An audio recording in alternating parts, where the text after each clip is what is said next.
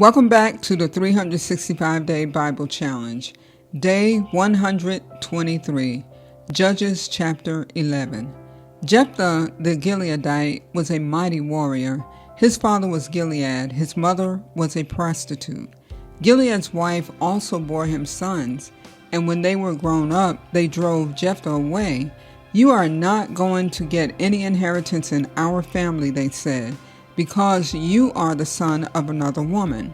So Jephthah fled from his brothers and settled in the land of Tob, where a gang of scoundrels gathered around him and followed him. Sometime later, when the Ammonites were fighting against Israel, the elders of Gilead went to get Jephthah from the land of Tob. "Come," they said, "be our commander so we can fight the Ammonites." Jephthah said to them, "Didn't you hate me and drive me from my father's house? Why do you come to me now when you're in trouble?"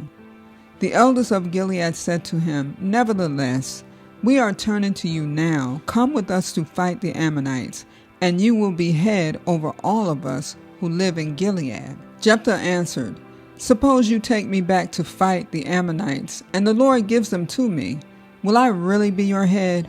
The elders of Gilead replied, "The Lord is our witness. We will certainly do as you say."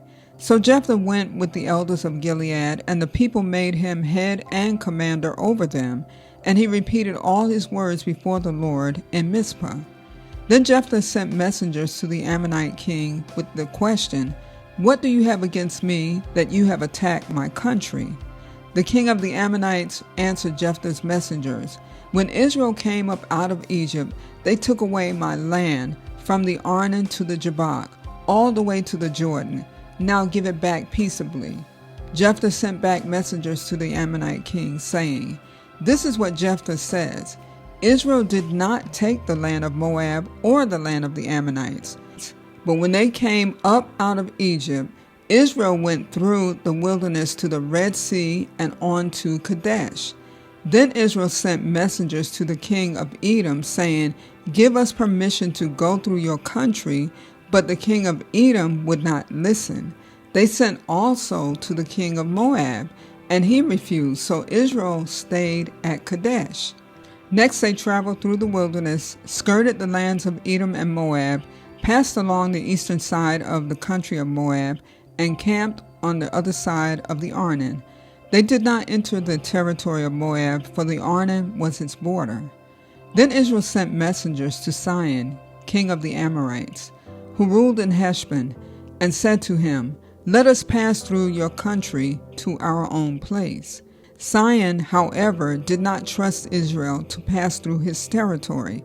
He mustered all his troops and encamped at Jahaz, and fought with Israel. Then the Lord, the God of Israel, gave Sihon and his whole army into Israel's hands, and they defeated them. Israel took over all the land of the Amorites who lived in that country, capturing all of it from the Arnon to the Jabbok and from the desert to the Jordan. Now, since the Lord, the God of Israel, has driven the Amorites out before his people Israel, what right have you to take it over?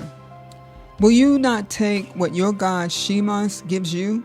Likewise, whatever the Lord our God gives us, we will possess. Are you any better than Balak, son of Zippor, king of Moab? Did he ever quarrel with Israel or fight with them? For 300 years Israel occupied Heshbon, Aurora, the surrounding settlements, and all the towns along the Arnon. Why didn't you retake them during that time? I have not wronged you, but you are doing me wrong by waging war against me. Let the Lord, the judge, decide the dispute this day between the Israelites and the Ammonites." The king of Ammon, however, paid no attention to the message Jephthah sent him. Then the Spirit of the Lord came on Jephthah.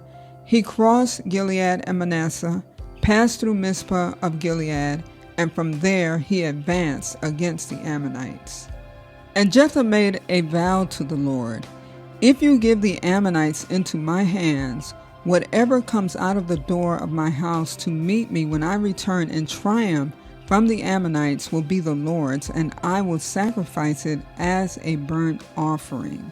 Then Jephthah went over to fight the Ammonites, and the Lord gave them into his hands. He devastated 20 towns from Aurora to the vicinity of Minnith, as far as Abel Keramim. Thus Israel subdued Ammon. When Jephthah returned to his home in Mizpah, who should come out to meet him but his daughter, dancing to the sound of timbrels? She was an only child. Except for her, he had neither son nor daughter. When he saw her, he tore his clothes and cried, "Oh no, my daughter! You have brought me down, and I am devastated. I have made a vow to the Lord that I cannot break." "My father," she replied, "you have given your word to the Lord. Do to me just as you promised, now that the Lord has avenged you of your enemies, the Ammonites. But grant me this one request," she said. "Give me 2 months to roam the hills and weep with my friends, because I will never marry." "You may go," he said. And he let her go for 2 months. She and her friends went into the hills and wept because she would never marry.